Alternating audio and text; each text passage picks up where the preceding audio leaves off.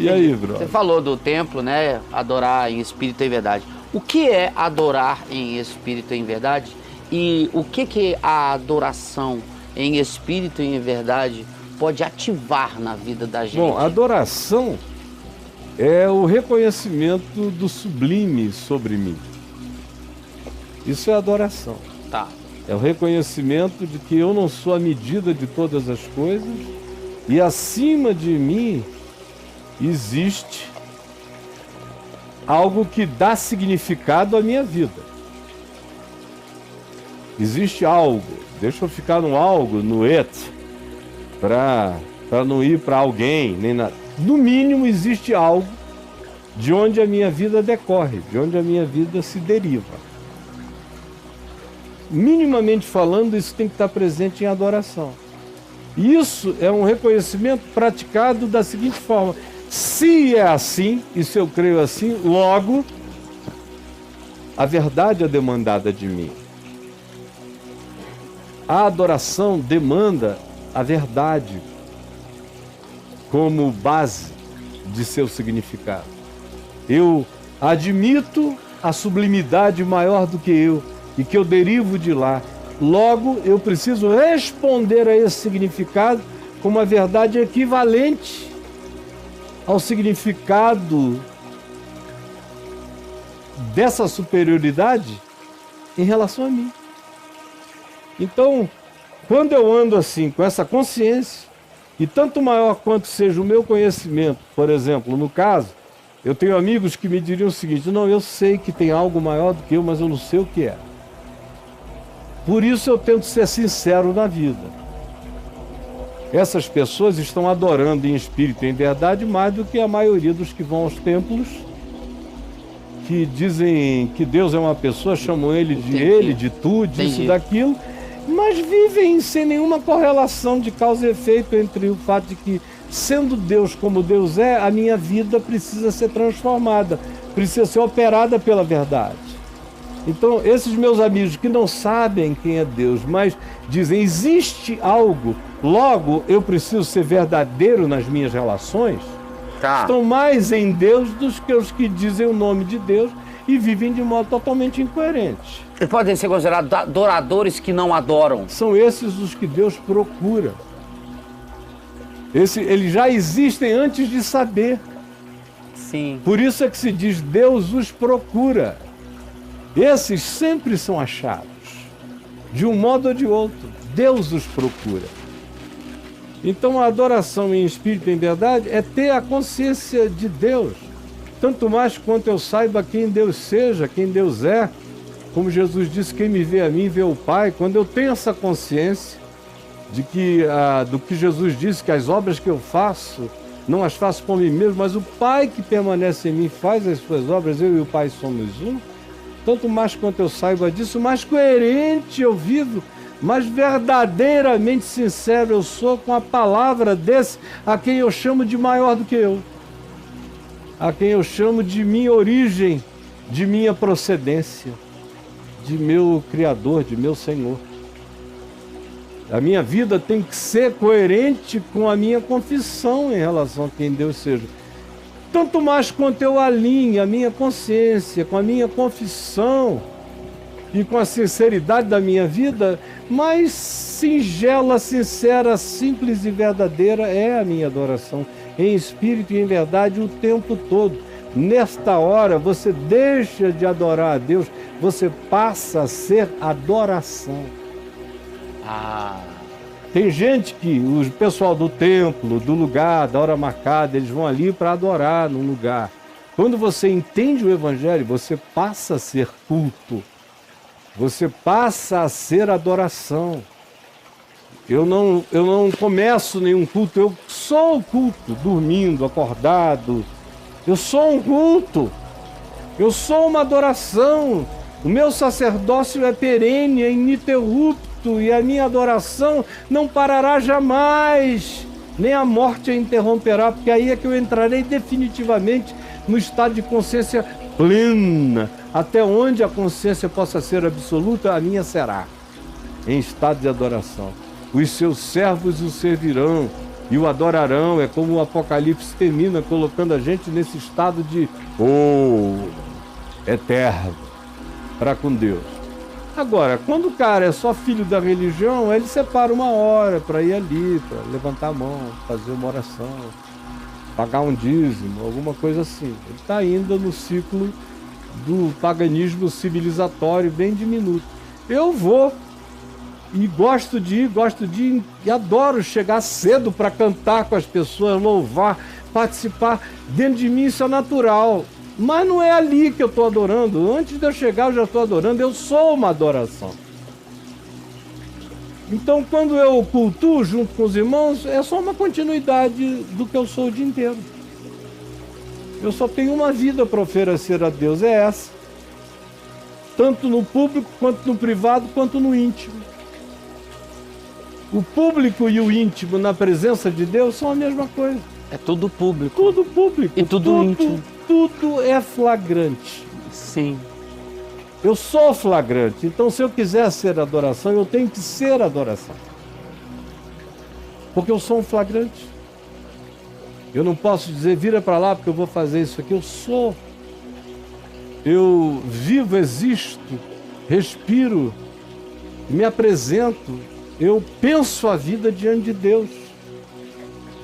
Então, ou eu sou uma adoração, ou eu sou uma mentira. E o que mais me ajuda a não ser uma mentira é admitir os meus pecados na presença desse em quem eu sou um flagrante. E buscar com sinceridade caminhar na direção do que não seja transgressão praticada dentro de mim como deliberação. Tendo eu consciência de que aquilo é transgressão. Então, quando você é de Deus mesmo, você é uma adoração contínua. É quando você não o conhece que você tem essa impressão de que tem uma hora para ir lá e cultuá-lo.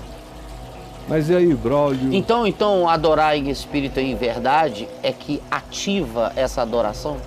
É você ser a adoração? É isso? Olha, o adorar, isso aí eu falei antes. Quando você tem essa consciência, isso ativa tudo.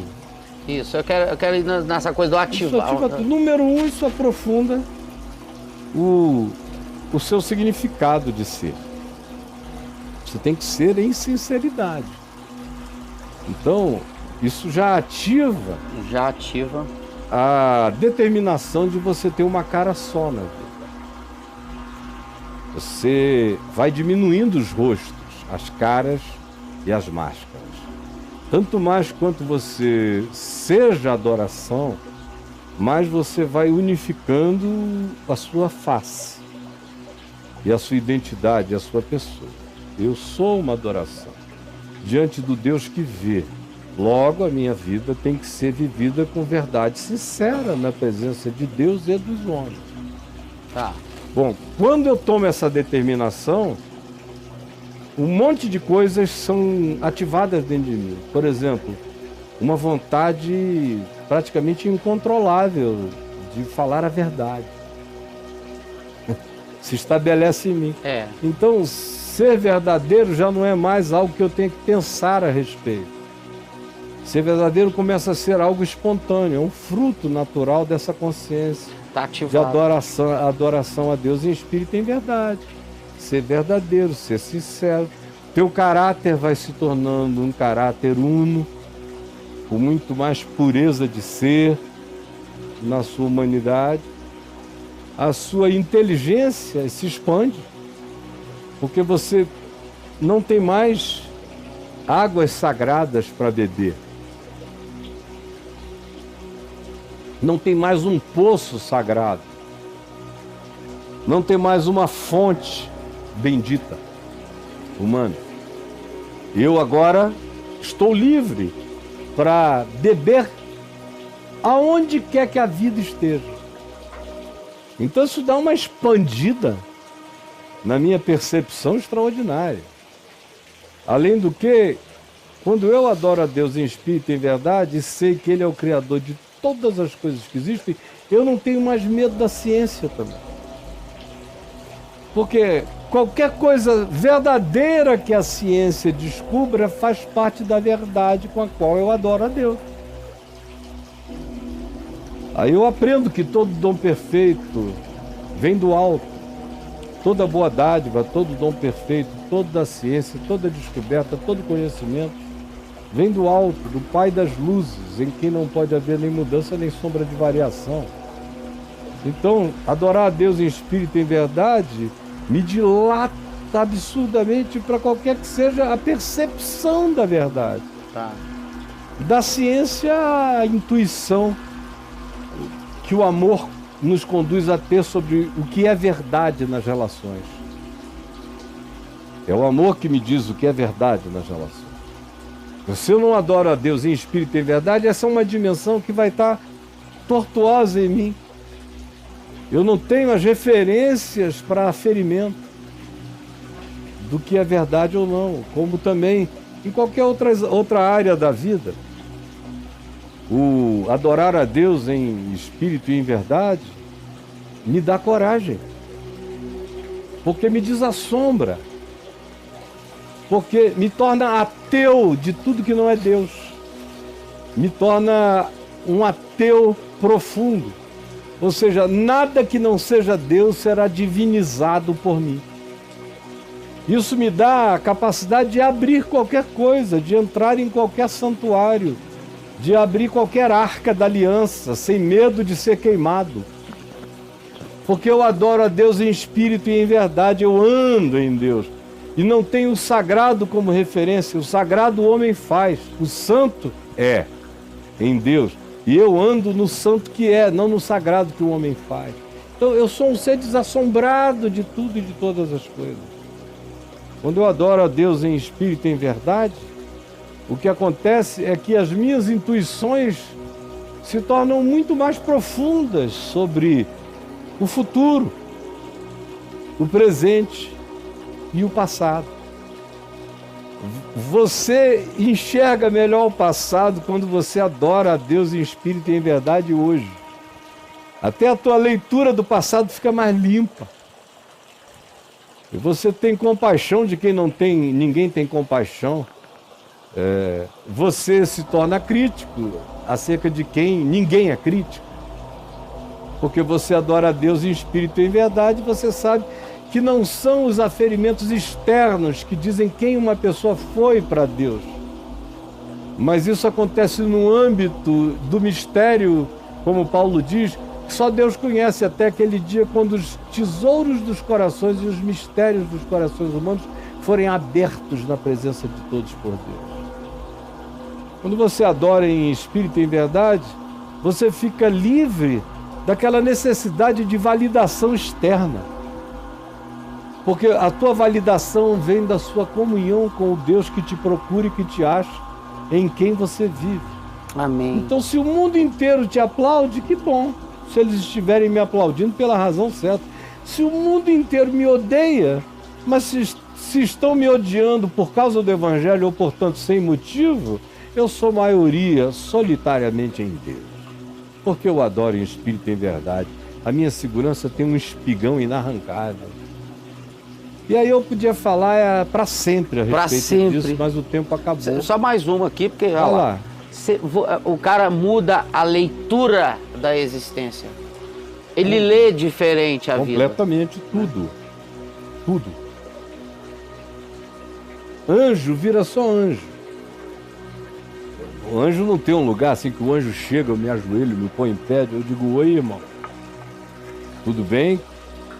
Meu conservo. Tá tudo certo aí? Tá tudo certo aí, tudo legal. Como é que tá lá, pessoal? Então. Tudo bom, Gabriel? Então, vamos lá. Não é o Gabriel lá de dentro. Tudo bom, Gabriel? Então, anjo é só homem, homem é homem, a natureza é a natureza e tudo tem o seu significado, o tamanho do significado de todas as coisas, sabendo eu que tudo que Deus criou é bom. Por isso eu sou um amigo da criação e não um inimigo da criação, quando eu adoro a Deus em espírito e em verdade. É por isso que eu também não creio nesses crentes todos que estão por aí, com ódio de mim agora. Porque quem prefere queimar a criação do que preservar a criação não conhece a Deus.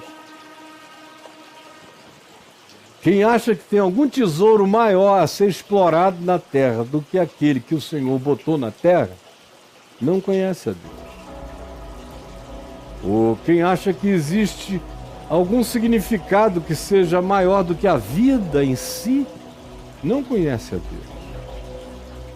Então, aquele que conhece a Deus, ama o próximo, ama o que Deus criou e manifesta o seu amor e a sua adoração por Deus em espírito e em verdade, amando a quem Deus criou, sendo sincero com quem Deus criou e cuidando da criação com aquele amor de quem em tudo que preserva dá culto a Deus, em tudo que planta dá culto a Deus, em tudo que frutifica dá culto a Deus. A espiritualidade que não seja assim não é a espiritualidade de Jesus, nem a espiritualidade do Evangelho. É simples assim, Braulio. Pelos seus frutos os conhecereis. Pelos seus resultados, segundo a expressão do amor de Deus, vocês vão saber quem eles são. E só dá esse fruto quem adora a Deus em espírito e em verdade. Do contrário, esse fruto pode até ser aprendido como performance por um tempo, mas na privacidade o indivíduo se contradiz e no íntimo ele é uma mentira só. Porque precisa ser verdade no íntimo para ser um fruto perene.